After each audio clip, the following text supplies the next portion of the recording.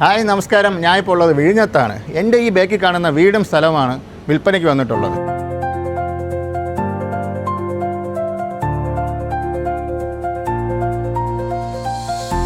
ഈ വീട് വന്നിട്ട് 850 സ്ക്വയർ ഫീറ്റാണ്.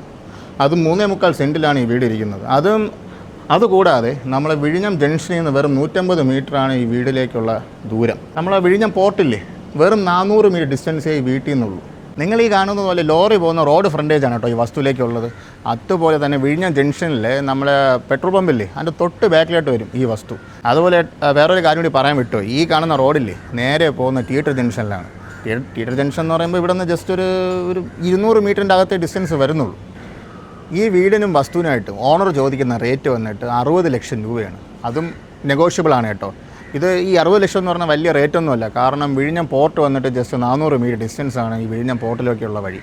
അപ്പോൾ നിങ്ങൾക്കറിയാമല്ലോ, ഇതിൻ്റെ മെയിൻ റോഡിൽ വരുന്ന സെൻറ്റിന് 10-20 ലക്ഷമെങ്കിലും അല്ലെങ്കിൽ ഒരു 25 ലക്ഷമെങ്കിലും കുറഞ്ഞത് കാണും.